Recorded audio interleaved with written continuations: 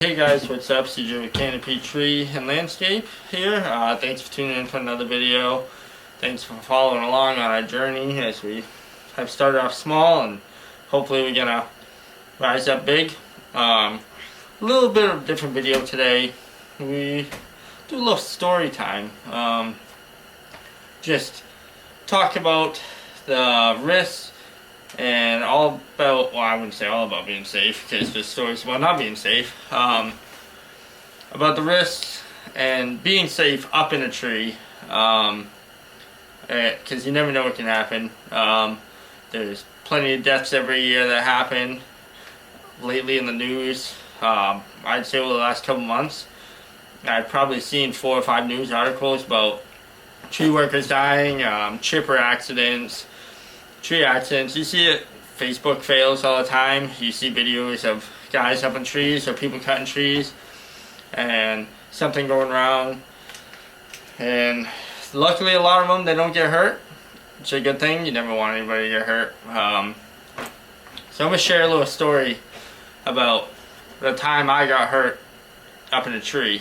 I honestly thought I broke my leg when it happened, and I was up in the tree, all hooked in, and I really thought I broke my leg. Like, it was a bad situation, bad day, especially when it happens when customers are home too, because then you gotta try and play it off like you didn't get hurt. But so I had this big old, might have been a maple, might have been an oak, I don't really remember. It was a big old tree. I was hired to take off a big branch, probably 14 inches, maybe a little bit bigger. Yeah, no, it was bigger, because I remember my 14-inch saw couldn't go through it, and I found that out after. So I had to take off that branch. It was hanging down like into the yard. The butt end where it connected to the tree was maybe 20 feet up, so it wasn't that bad. And then just do some dead limb removal up there, clean up the tree, because we have pretty bad winters around here in Massachusetts. So I was like, oh, easy job. Like, I'll be in and out in 3 hours with cleanup. Like, make quick. I don't even remember what I charged for them, but make quick money. Like, wasn't anything good. It was for one of my firewood customers. We've been delivering firewood to them for years. So I say, oh, no problem, I'll help them out. Like, easy job, whatever. So it's a big tree, probably 6 feet in diameter at the base, I would say. Maybe a little less. Definitely 5. So it's like, man, like, I don't really want to flip line up it and spike into it. I was like, I'm not going that high. I'll just SRT, threw a rope up, got all hooked up. Probably didn't get as high as I wanted to go, or I needed to go with my SRT setup. But once I got up there, I was like, whatever, can make it work. It's no big deal. I'll just flip line around and I can reset once I get up to a certain point, whatever. So I was like, I'll start at the bottom, get the big one out of the way, just work up, get some of that dead stuff off, and we'll just be in and out, no problem. Just did the job by myself, went there by myself, didn't need any help or anything like that. So, climb up. I stayed hooked in with my foot in the ascender so I could kind of have a little stability. I flip lined around the tree too when I was up there, so I was kind of stuck into the tree a little bit, and then I was able to spread my legs out on my rope to kind of sturdy myself out because I didn't really have any footing. So it's like, alright, no problem, drop this big one. It'll be easy to drop, just cut the notch, just a little one, like nice and easy. It'll drop straight down, we'll be out of the way, safe, everything. So I get up there, cut my notch, and this is where I really learned that more powerful saws help out because they cut faster. cut my notch, I was positioned. I'll put a picture of the tree in, and I'll try and draw some stuff on there. But say the limb was off to my right, I was positioned straight up in the trunk. So I was like, cut it, it'll drop straight down out of the way, no problem. So do my notch or my face cut, I don't remember what I did for the cut, and then started doing my top cut. When I was going through my top cut, inside that limb, which you would have never noticed, it looked super healthy, it was actually rotted in one corner on the inside. I did a pre-inspection, so it looked fine to me, but it was rotted. When I was doing my top cut to drop it straight down, it kind of broke off weird and broke off slower than I expected. And I don't really know for certain what happened, but my theory is it was a long branch, probably 30 feet long maybe. My theory is the tip of the branch hit the ground, and when it did that and it broke weird, it twisted back towards me and pushed the butt end that I was cutting back into the tree.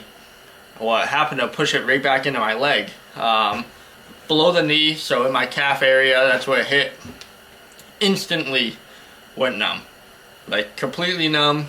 I thought I broke the bones in there. I was thinking, oh geez, like I'm by myself. I was in so much pain, but I have my military training, my work training outside of this, so I know gotta keep calm in situations like this. So I keep calm, I'll control my breathing, don't freak out, like it'll be fine, we'll get down to the ground, everything. So I get my knee ascender undone, and I'm trying to reach down to get my foot, which luckily was on my left foot, and I got hit in the right foot, so I could still move it, but I could not get my foot ascender undone at all for the life of me. Tried everything. I struggled for probably 2 minutes up in the tree, leaning back, like trying to get up there. Homeowner comes out, he's like, you good? Need a ladder or anything? I was like, no, I'm fine. I was like, my foot's just caught in the thing, playing it off, like didn't want him to know I got hurt. Okay, so I was like, oh, I'll get to the ground, I'll assess it. Hopefully I can get back up in the tree. Like, no big deal to me.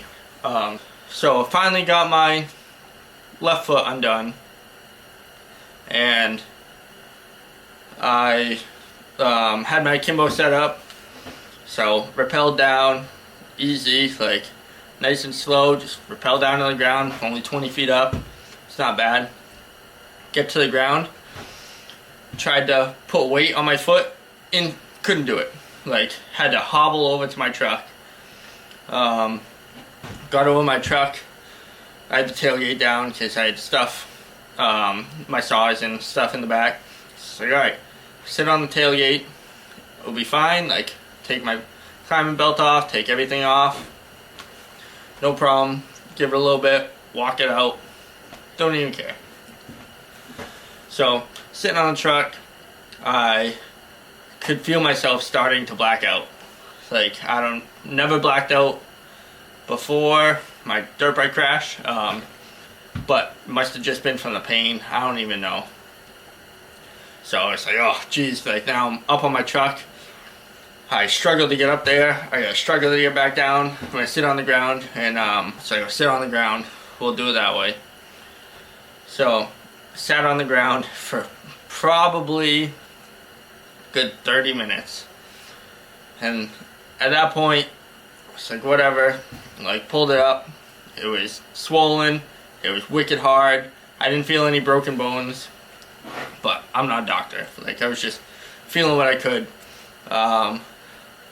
So I had to sit there, had to have my girlfriend come get me, and her mom's a nurse, so FaceTimed her, had her kind of do an assessment over the phone, like, you know, it's nothing special, but ended up going to the hospital, getting x-rays done.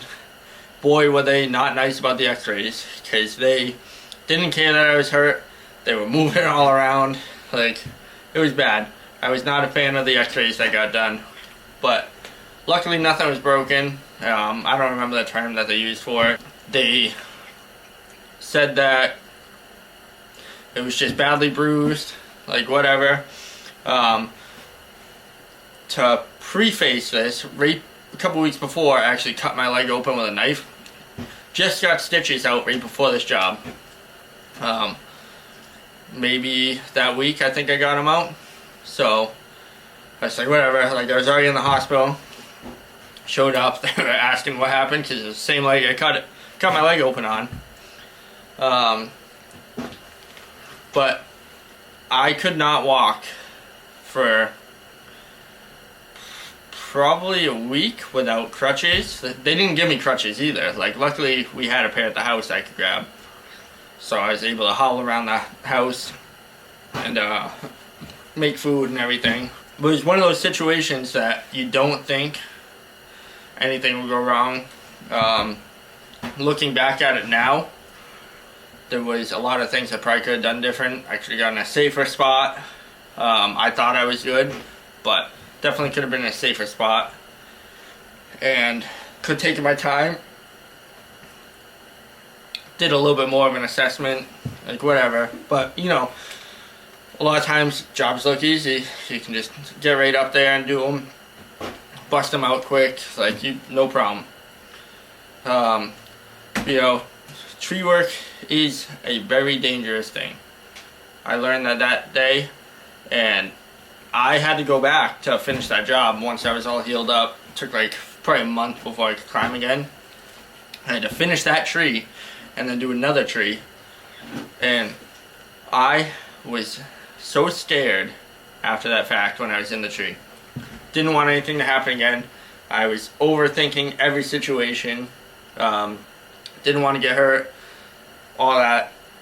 So, like, if you're doing tree work, be safe.